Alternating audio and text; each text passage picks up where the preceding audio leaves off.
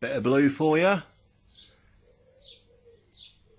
think it looks better than the white. I think we're going to have to wait until tomorrow for some decent daylight though to get a proper good idea. And like, I was a little concerned that it's the wrong colour, even though it's BG5, but I dabbed a bit on this old door over here so you can see the stripe where I wiped my finger and then the paint underneath. So I don't think it's far off. A good clean and a polish, and I think the original colour would be very close to that. And I do remember what this car was like when I first got it, and I polished it, got it all cleaned and polished it up nicely, and it looked absolutely stunning. And yeah, it's not the greatest blue in the world, but it's the blue for the car. And eventually, like the outside of the car, you probably won't be able to see much of the blue, but I just think I think it's a decent colour for the inside of the car, because it isn't too dark and it isn't too, I mean, that's all original up there, it's just been flatted back, ready to paint. But yeah, it's not too light, it's not too dark, it's not too reflective, doesn't absorb the light too much. But I don't know why I'm showing you all of this in here, because it's shit, needs painting. But you can see down there where I've painted. Probably have a look underneath. I probably want some light actually. So here we go.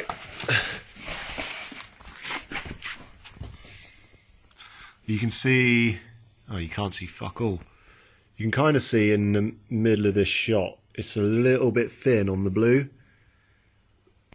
It's actually like really difficult to get the angle, because as soon as you turn your gun like this, you don't get no gravity feed.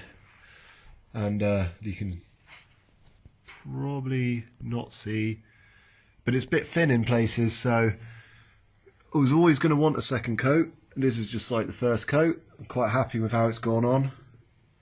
I'm sorry, the light is completely washing the colour out, and some of it where it looks light, like I haven't covered it, it's probably just a reflection of the light. The arch does look good. The inner arches look great. I'm really happy with how this has turned out. Like when we're at the track and the wheels off and people have a look inside there when I'm changing the tyres or whatever, they'll be like, yeah, that's good. I mean, there's loads of bits on this car that I'm not happy with, stuff that I started before I started putting it on YouTube, and it was just a four-wheel drive. But even like, I really should have put box in there. Well, I can't even remember why I used a bit of tube. I think it's just literally what I had, but I should have done it like that.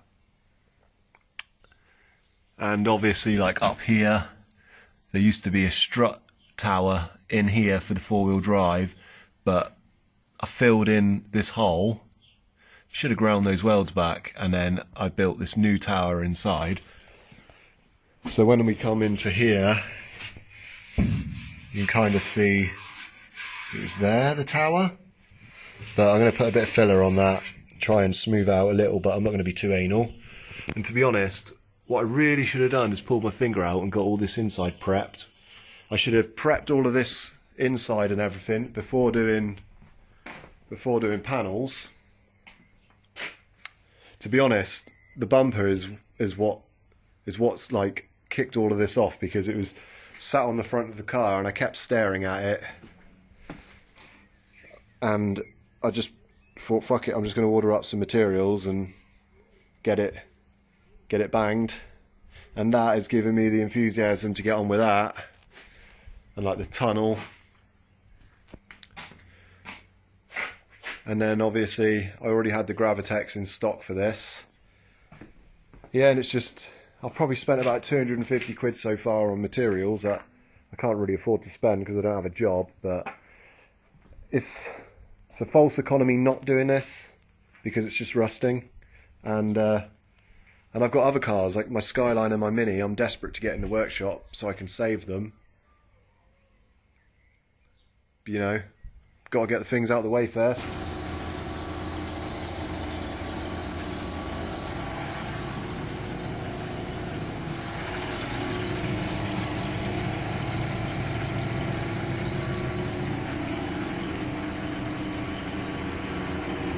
So the Micra is all painted underneath, but it, as you know, it needs another coat.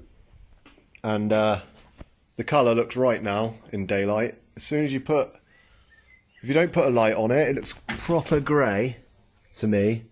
I'm colourblind. And if you put the spotlight on it, it's like really vibrant blue. So in proper daylight though, it looks right.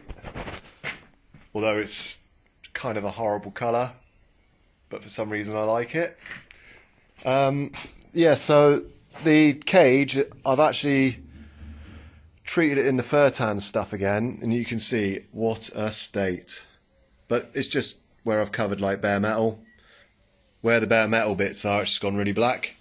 And then the plan was today I was going to get underneath and sort out all the spots that are a bit thin on the blue. But then I thought I might as well just get the inside ready for epoxy priming, and then I'll epoxy prime all of the inside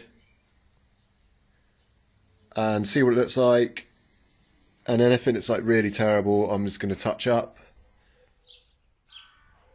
Morning! How nice is this? What a lovely day. Not too hot, not too wet. Right, with this lot, I feel like I've probably shown you these panels about 1,000 times now. But right, so a couple of things.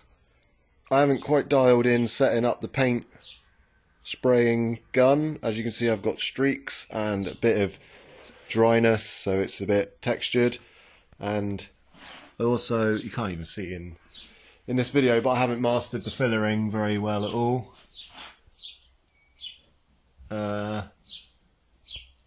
Like, I've been fillering for what feels like over a week now, and I don't seem to be getting anywhere. But I think I'm just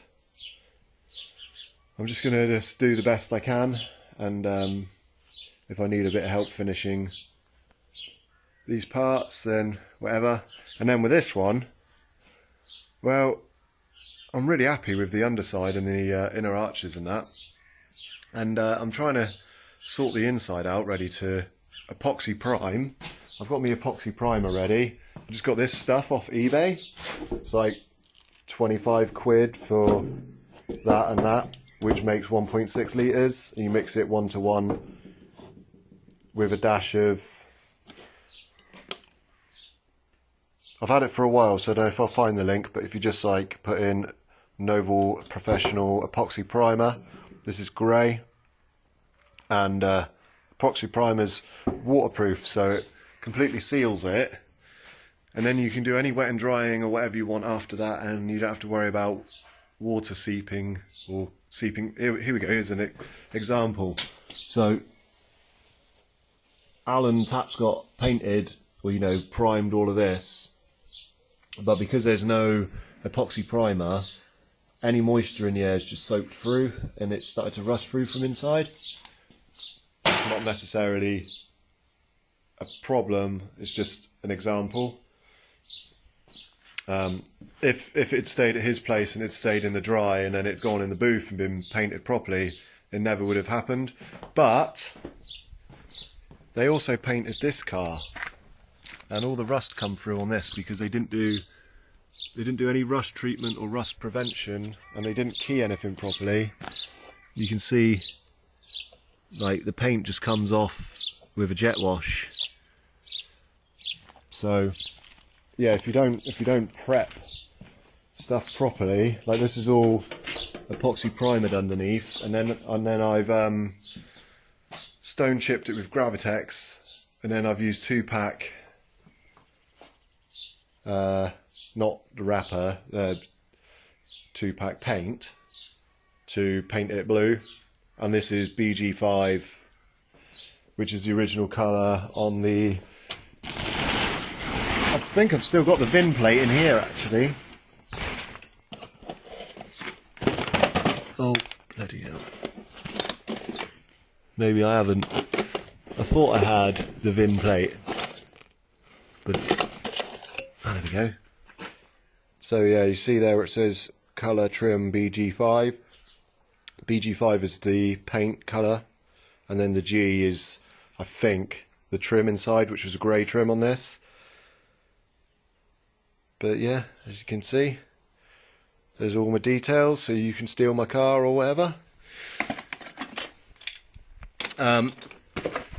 So I'm trying to make it nice inside, but it's almost an impossible task. Like, it's just gone too far now, and the more time I spend on it, the more I'm stewing over it and getting angry about the situation. So what I'm going to do now is I'm at a stage where I can literally epoxy primer this and see what it looks like when it's all in one colour. And the good thing about the epoxy primer is it's like a semi-gloss, so it gives you a really good idea. And yeah, so let's get the epoxy primer on there and see what we look like.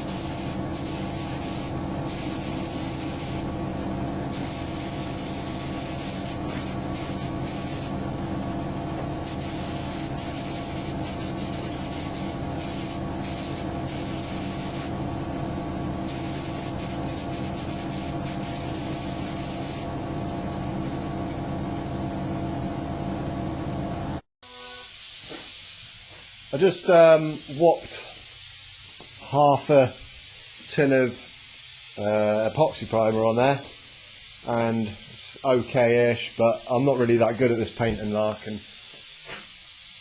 got a bit of a run. Would have to be there, wouldn't it? Where I can't just ignore it. But anyway, need to put some more primer in the pot and then finish off the inside. It's not bad, but it's not great. I'm just going to live with it. Got a few bits, and doesn't matter how much you blow out with an airline or a Hoover, you're always going to get little bits. And if I try and get that out with my hands, I'm just going to make a right mess. But I think we're at a point now where it's not worth crying too much. I was saying to my old man earlier, if I make it too nice, then I can't drive it.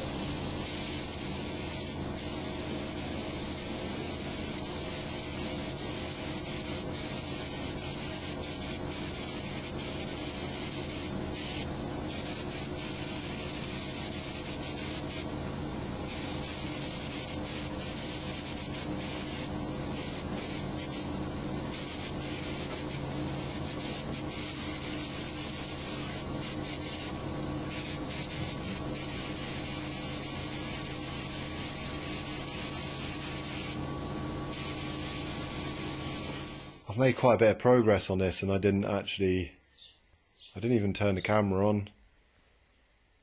There might be a couple of clips, but if I'm honest, my camera is getting so covered in paint, and I was having a bit of a bad time.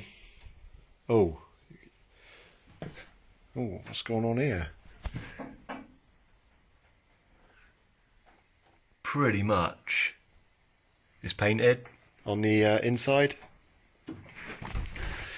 Unfortunately, you're not going to get much of a look just yet, because I needed to cover it up, because it needs 1 or 2 more coats, and it also needs some clear coat, and I haven't done any more underneath.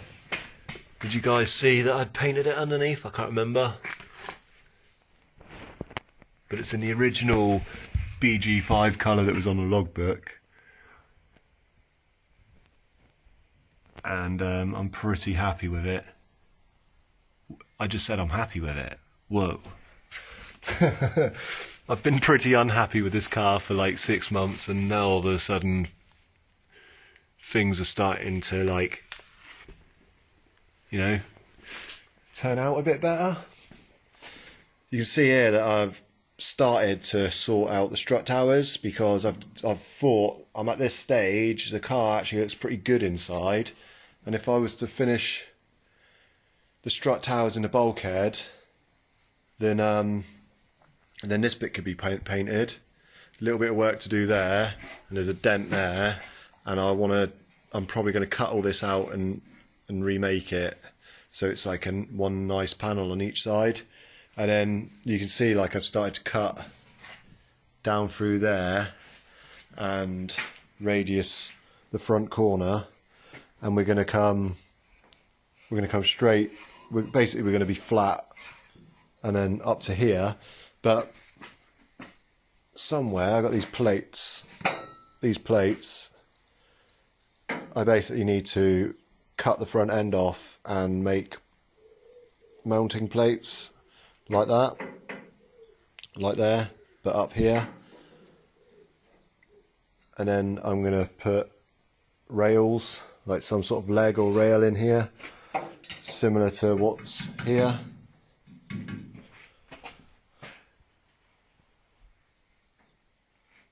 So yeah, that's about, I don't know, did I show you, I don't know how much I showed you on the bumper, but the bumper is pretty much done, ready for paint, apart from one or two little bits like that. And also the plastic doesn't paint very well or rub very well, so I'm going to put a couple more layers of high build on, so that hopefully it makes it easier to prep the plastic at the top. And the bonnet is getting really close. I really struggle with all of the bodywork, if I'm honest, but yeah, it's getting there. We're getting there. I think that's about all I've got to show for that. That was probably 2 or 3 days work I put into the car itself. Hopefully won't be long until I can give you a bit more of an update on that.